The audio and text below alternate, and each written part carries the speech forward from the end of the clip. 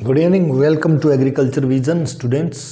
अभी हमारी जो क्लास चल रही है इंग्लिश ग्रामर की, और इंग्लिश ग्रामर के अंदर हम पढ़ रहे हैं synthesis of sentences. Synthesis of sentences के अंदर कल हमने ये पढ़ा था कि एडवर्ब और एडजेक्टिव को किस तरह से यूज़ किया जाता है। आज जो हम पढ़ने जा रहे हैं वो था आपका formation of simple sentences bye simple sentences, कि दो सिंपल सेंटेंसेस को मिला करके सिंपल सेंटेंस कैसे बनाया जाता है वो हमने लास्ट क्लास में पढ़ा। आज हम जो पढ़ने जा रहे हैं वो फॉर्मेशन ऑफ कॉम्प्लेक्स सेंटेंसेस।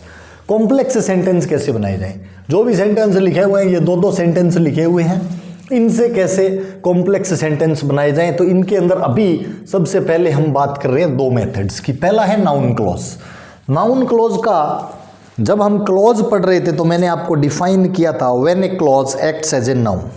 जब एक क्लॉज किसी दूसरे सेंटेंस की नाउन बन जाता है, एक ऐसे नाउन के रूप में पूरा क्लॉज कार्य करता है जिसके बारे में दूसरा सेंटेंस लिखा गया होता है, तो ऐसे क्लॉज को आप नाउन क्लॉज कहते हैं। अब नाउन क्लॉज का किस तरह से आप यूज कर सकते हैं, वो नाउन क्लॉज का जो यूज करने का तरीका है उससे आप इसको बनाएंगे। You are a thief, it is known to all.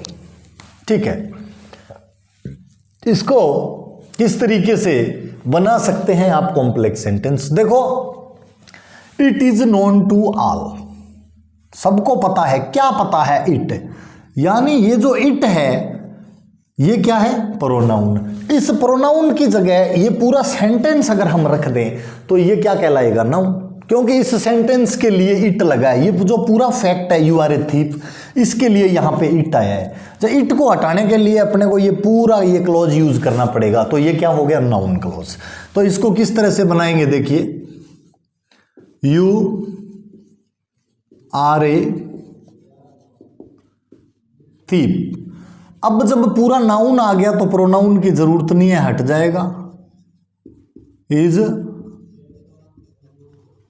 Non to all. इस तरह से you are a thief is known to all, ये आपका जो है as a noun clause use हो जाएगा। क्या? You are a thief. You are a thief को एक नाउन की तरह पूरे क्लॉज को रख दिया तो ये हो गया नाउन क्लॉज। यहां पे देखिए, एवरी टीचर नोज इट, हर टीचर ये जानता है। क्या जानता है? इट। इट ये जो है ना, इसकी जगह पे पूरा एक क्लोज रख दे, Ram is a dull boy. क्या टीचर जानता है? हर टीचर क्या जानता है? Every teacher knows Ram is a dull boy. तो ये इट हटा दें और ये लिखें एवरी टीचर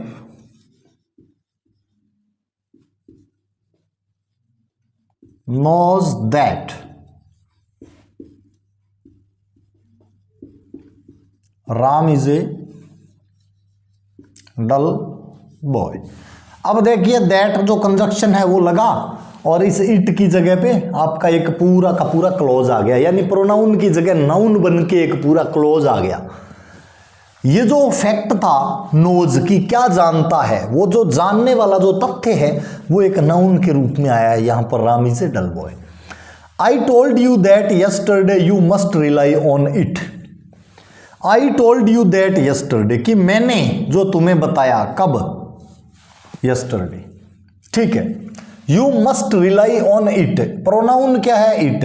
तो इस इट की जगह पे आपको ये वाला क्लोज, यानी मेन यही है कि उस प्रोनाउन को देख लो आप, कि इस प्रोनाउन की जगह अपने को एक नाउन की जरूरत है, तो ये सेंटेंस आपका मेन क्लॉज जो है वो पूरा हो जाता है। और जब ये you must rely on it का मतलब है ये वाला फैक्ट आएगा इट की जगह, आई टोल्ड यू दैट यस्टरडे। जब इस तरह का कुछ भी होता है कि जो तुम्हें कल बताया था या जो तुम्हें कल दिखाया था, तो व्हाट यूज होता है, ध्यान रखना। तो उसको पहले ले आएंगे मेन क्लॉज को, you must rely on what I told you. अब व्हाट आ गया तो दैट की जरूरत नहीं है, हट जाएगा, क्योंकि यहां पे जो कंजक्शन है वही तो है दैट। अब दैट दोबारा लगाने का कोई फायदा नहीं है। So rely on what I told you yesterday. ये आपका इस वाले का सेंटेंस ये बन गया, you must rely on what I told you yesterday. इसी तरीके से नेक्स्ट सेंटेंस को देखिए, Ram has failed in exam, the reason is his carelessness. ठीक है, रीजन बताया गया है किसका, राम के फेल होने का। तो रीजन लिखेंगे सबसे पहले, द रीजन, किसका reason, for Ram's failure in exams is, the reason for Ram's failure in exams is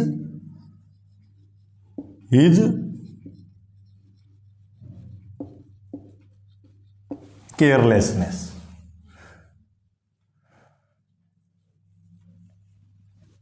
He does not know who is she.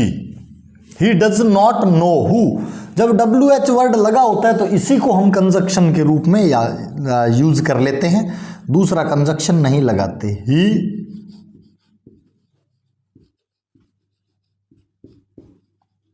does not know who she is, इसको सीधा कर देंगे, हेल्पिंग वर्ब को subject के बाद में ले जाएंगे, इसको या ऑब्जेक्ट ये जो भी है इसके बाद में ले जाएंगे, क्वेश्चन मार्क वाला इसमें ठप्पा नहीं रहना चाहिए। Tell me where is she, tell me where she is.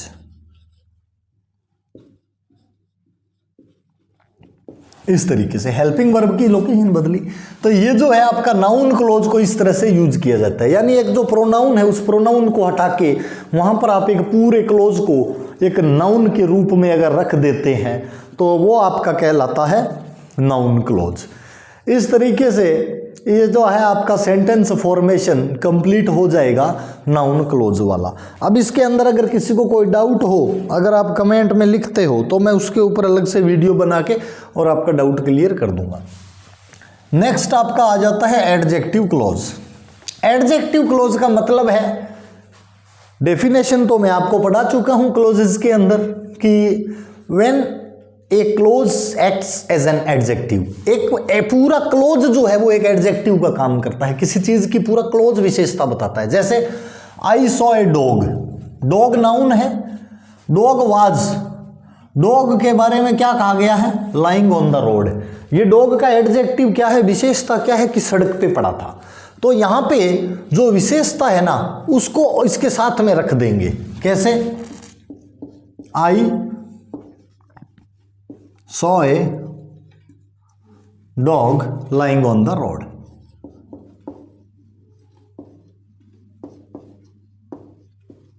आप एक पूरे क्लोज को इस डॉग का एडजेक्टिव बना के इसके साथ में रख देते हैं।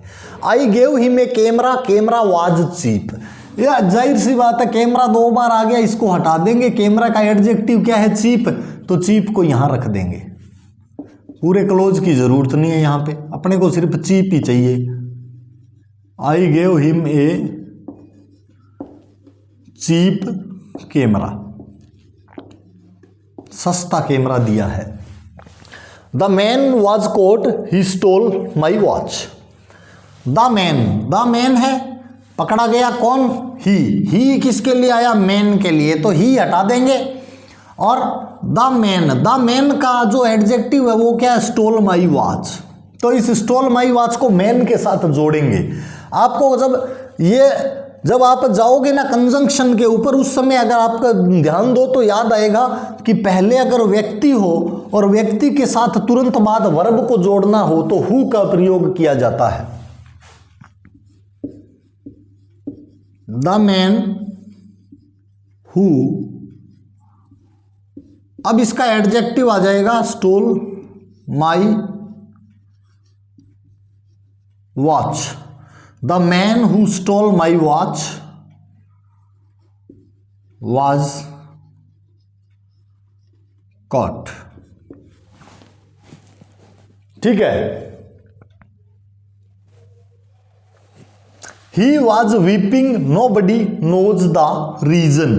रीजन आया है, रीजन जब आ जाता है तो इसका मतलब है कि वाई, कारण। मैंने कहा था आपको कि जब आंसर में रीजन हो तो क्वेश्चन में वाई आता है, तो क्या लिखेंगे,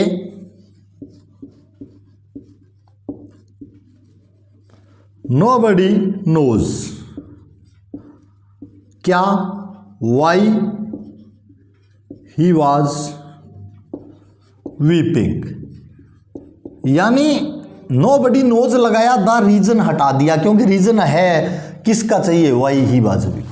वाई लग गया है, जो वाई लग गया तो फिर रीजन आपका आंसर के अंदर नहीं रहेगा। This is the school I taught here in childhood. अब ये आपके कंजक्शन वापस काम आएंगे आपके, जो आपने पढ़े थे लास्ट क्लास के अंदर। दिस इज द स्कूल, मैंने कहा आपको जब प्लेस होता है और प्लेस को जब किसी पर्सन से जोड़ा जाता है तो वेयर का प्रयोग होता है, स्कूल वेयर आई टॉट। अब वेयर आ गया, किसके लिए आया, स्कूल के लिए वेयर आ गया, तो फिर हियर की जरूरत नहीं है, हियर हट जाएगा यहां से। Is the school where I taught in childhood.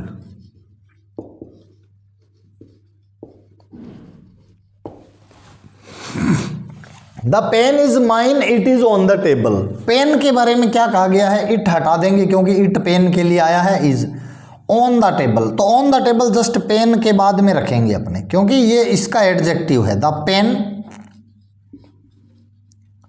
On the table is mine.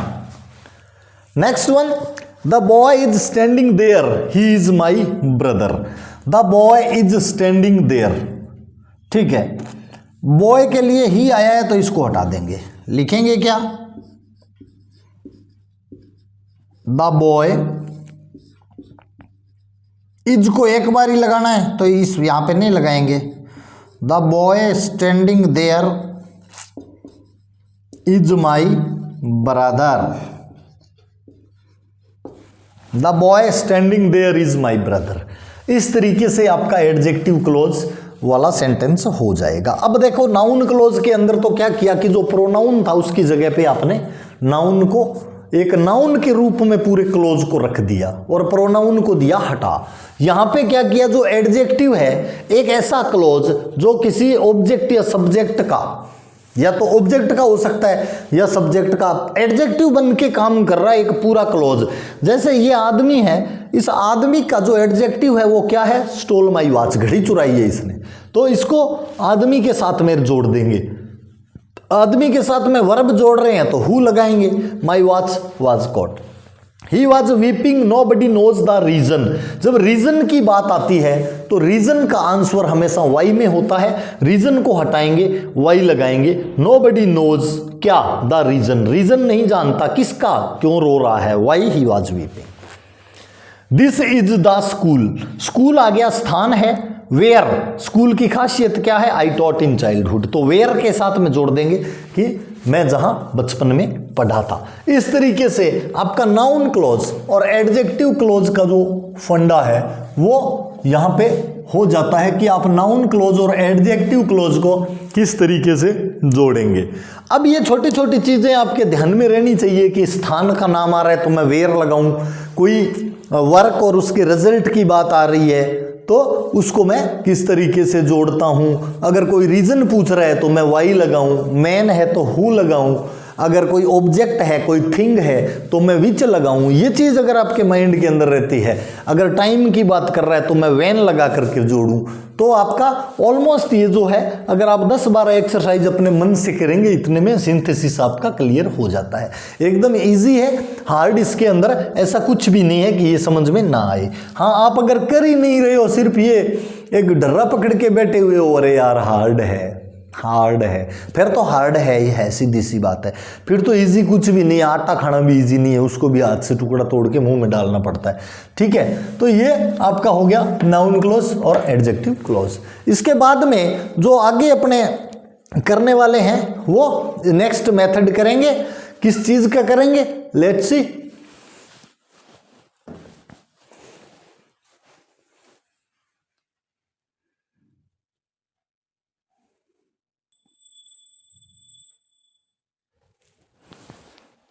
Next method आपका है एडवर्ब क्लोज। नेक्स्ट मेथड होता है एडवर्ब क्लोज। एडवर्ब क्लोज यानी एक वर्ब के लिए को एडजेक्टिव का काम करता है, वो एडवर्ब हो गया। तो एडवर्बियल क्लॉज से आप कैसे करेंगे, I waited for Ram, I waited till his arrival. इसको क्या है, आप अलग अलग पार्ट्स में बांटना पड़ता है आपको, कि एडवर्बियल क्लॉज ऑफ टाइम जो है वो अलग होगा, प्लेस अलग होगा, और काफ़ी सारे होते हैं ये, रीजन का भी होता है। ऑलमोस्ट तो जो आपके सिंपल कंजंक्शंस होते हैं ना, जिनको आपने कोऑर्डिनेटिंग कंजंक्शंस के अंदर पढ़ा था, वो कंजंक्शंस ही ये काम करते हैं, जिससे आपको ऑलमोस्ट ये आपका क्लियर हो जाता है कि हमने इस तरह के कंजंक्शंस जो हैं वो यूज़ किए हैं, और इन कंजंक्शंस के माध्यम से आपका काम हो जाता है। लेकिन अगर आप कई बार थोड़ा सा टिपिकल सेंटेंस आ जाता है, वहाँ पर क्या है कि आपका दिमाग जो है वो गोल हो जाता है कि अरे यार इसमें क्या करेंगे, ऐसा तो कभी आया ही नहीं था। सो जस्ट एक बार पेशेंटली आप उस पेशेंस के साथ उस सेंटेंस को देखेंगे तो आपको समझ में आ जाएगा कि यहाँ पे है क्या। कैसे, देखिए, I waited for Ram, I waited till his arrival. वो बात कर रहा है आई वेटेड फॉर राम, मैंने राम का इंतजार किया। आई वेटेड रिपीट हुआ, इसका मतलब ये तो हटेगा ही।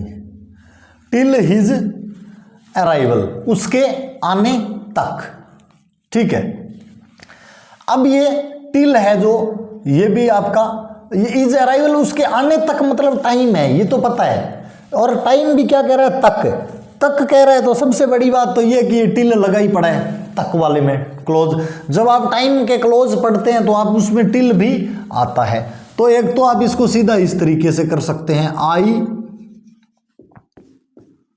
वेटेड फॉर राम, कब तक, टिल ही अराइव्ड, टिल ही अराइव्ड, कि जब तक वह आया तब तक मैंने उसका इंतजार किया। हिज अराइवल को आपने क्या बनाया, he arrived. Nehru went to many places, he was welcomed everywhere. Everywhere का मतलब होता है हर जगह, ये है इसका मतलब है।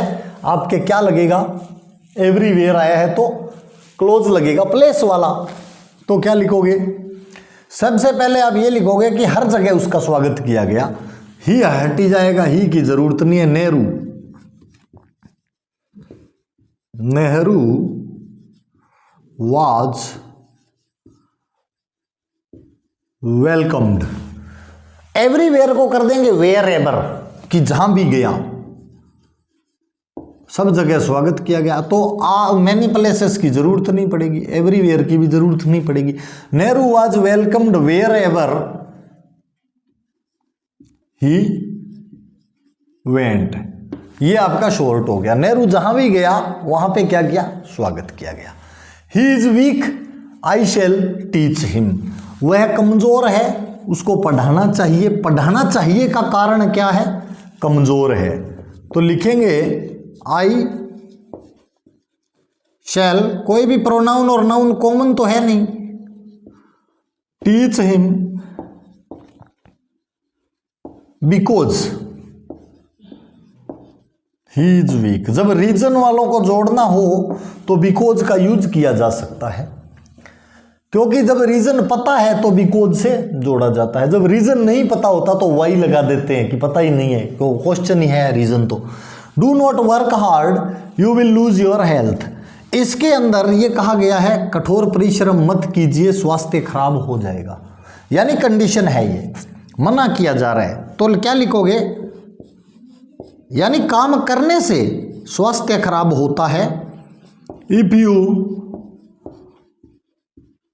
Work hard you will lose your health, ठीक है ना। If you work hard you will lose your health. Sita is clever, Sarla is equally clever. जब दोनों का कंपैरिजन होता है, यहां कंपैरिजन हो रहा है, यहां पे कंडीशन आ रही है, राइट, और यहां पे आपका आ रहा है रीजन, यहां पे आ रहा है प्लेस, यहां पे आ रहा है टाइम। ये एडवर्बियल क्लोज आ रहे हैं आपके, टाइम का आ गया, प्लेस का, रीजन का, कंडीशन का। ये वाला जो है इसमें आपके कंपैरिजन आ रहा है, क्या आ रहा है, कंपैरिजन यानी तुलना। और तुलना भी कैसी, बराबरी की। जब बराबरी की होती है ना, तो जैसे आप एडजेक्टिव देखो दोनों तरफ क्या है, उस एडजेक्टिव के एज लग जाएगा दोनों तरफ जब बराबरी की तुलना हो। कैसे, Sita is as clever as Sarla. अब मतलब दोनों बराबरी की है, तो ये जो क्लेवर था इसके दोनों तरफ देखो एज लग गया, इधर भी एज इधर भी as. Sita is as clever as Sarla. जब बराबरी की तुलना हो तो इस तरह से होता है। He is poor he is honest. यहां पे कॉन्ट्रास्ट है, एक दूसरे के विपरीत है परिस्थितियां, कि गरीब है फिर भी ईमानदार है। ऐसे में ऑल्दो लगाया जाएगा, although he is poor he is honest। Although के साथ कभी बट नहीं आता, येट आ सकता है। अगर येट आपको कहा जाता है कि लगाया जाए तो यहां येट आ जाएगा। Although he is poor yet honest लग जाएगा, फिर ही इज की भी जरूरत नहीं पड़ेगी, आप येट लगाते हो तो although he is poor yet honest से काम चल जाएगा। आई ड्रू माई स्वॉर्ड, तलवार निकाली। I wanted to defend myself. सबसे पहले तो आई वॉन्टेड को हटा करके आप इसको सीधा ही बना सकते हो, क्योंकि यहां पे क्या दिख रहा है आपको, पर्पज दिख रहा है। पर्पज है, उद्देश्य है, तो आप यह लिखोगे I drew my sword to defend myself. दूसरा आप ये भी लिख सकते हो, I drew my sword so that I might defend myself. ऊपर वाला इजी है, तो मेरे हिसाब से जब तक आपको कंपलसरी नहीं कहा जाए माइट का यूज करो और नॉर्मल सिंथेसिस करना है तो यही करोगे आप। I know the boy. अब यहाँ पे इधर कुछ एग्जाम्पल, जैसे ये आपके कॉम्प्लेक्स सेंटेंसेस वाले फॉर्मेशन कंप्लीट होते हैं, इधर मैंने कुछ एग्जाम्पल्स लिख के रखे हैं कि इनको आप सोल्व करें और पहचानें कि किसके अंदर क्या काम हम कर रहे हैं।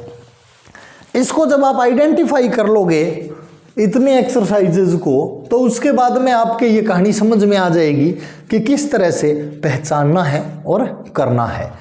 तो देखिए, जैसे पहले वाला जो सेंटेंस है आपका वो है first sentence, I know the boy he stole your watch. क्या लिखा है, I know the boy he stole your watch. इसके अंदर अपने करेंगे I know the boy he stole your watch. तो मैंने आपको कहा बॉय एक नाउन है और बॉय के तुरंत बाद एक वर्ब आ रही है, मतलब हु से जोड़ेंगे। कैसे, I know the boy who stall your watch. I saw a snake soon he rain away. इसमें देखिए ये क्या कह रहा है, एक स्नेक की बात कर रहा है, सून ही रेन अवे, कि उसको देखा और जल्दी ही वो भाग गया। कैसे लिखेंगे कि देखते ही भाग गया, एज सून एज का प्रयोग करेंगे। कैसे, द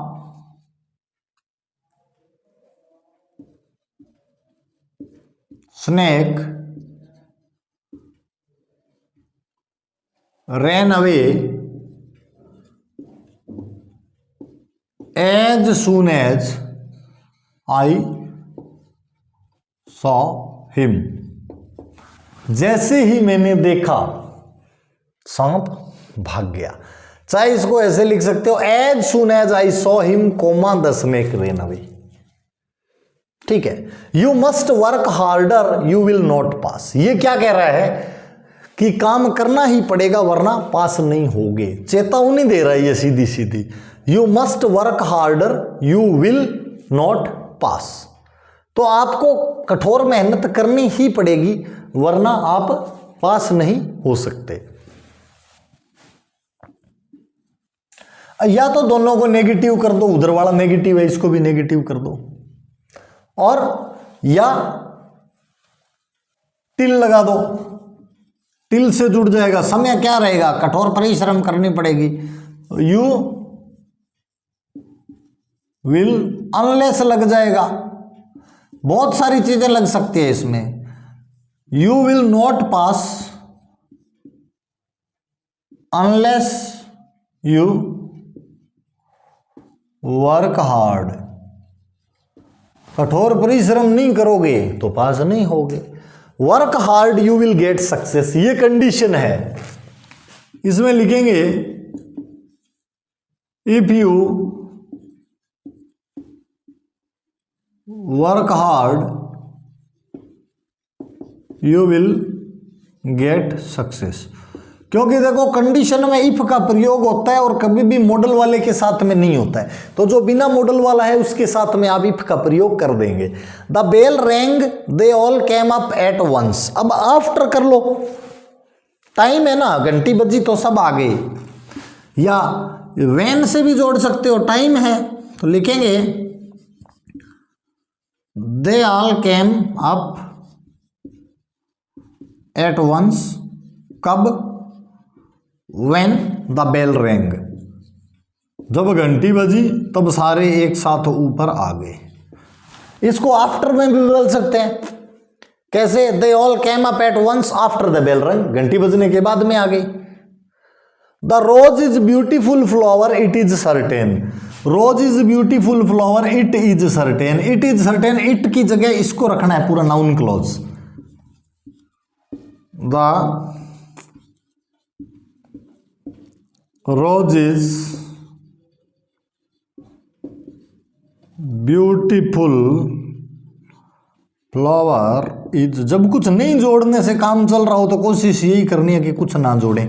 उल्टा भी बन सकता है, it is certain that the rose is beautiful flower, that से भी बना सकते हो, पर बिना दैट के काम चल रहा है, यानी शॉर्ट जितना कर सको उतना होना चाहिए। It will rain it is certain, क्या लिखेंगे,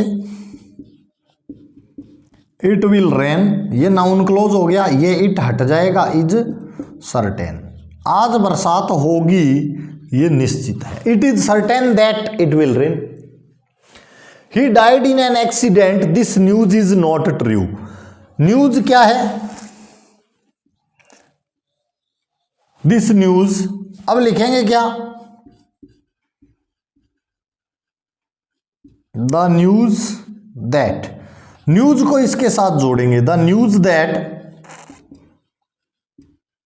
ही died in an accident is not true, यानी जो न्यूज है उसको फैक्ट के साथ जोड़ देंगे। न्यूज क्या है, न्यूज ये है he died in an accident, तो लिखेंगे the news that he died in an accident is not true, या द न्यूज दैट ना भी लगाओ, कोमा लगा दो, the news comma he died in an accident, फिर कोमा इज नॉट ट्रू, ये समाचार, दैट की भी जरूरत नहीं है, हो जाएगा। He was quite tired he could scarcely stand, जब ये होता है ना कुड या कुड नॉट, तो ध्यान रखना सो दैट या टू से काम चल जाता है, तो क्या लिखेंगे, he was so tired that he could not stand. दूसरा,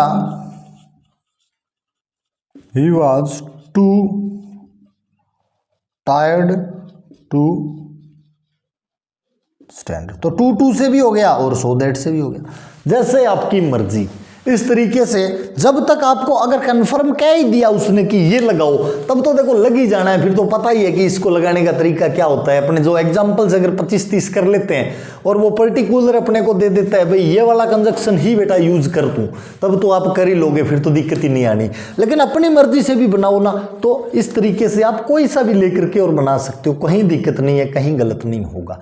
ठीक है, thank you, have a nice day, पढ़ते रहो भाई ढंग से। और अभी एग्ज़ाम भी अब तो नज़दीक ही आ गए हैं, थोड़ा सा टाइम बचा है, तो मेहनत में थोड़ा और इंक्रीमेंट करो, बढ़ाओ मेहनत को। ठीक है, थैंक यू।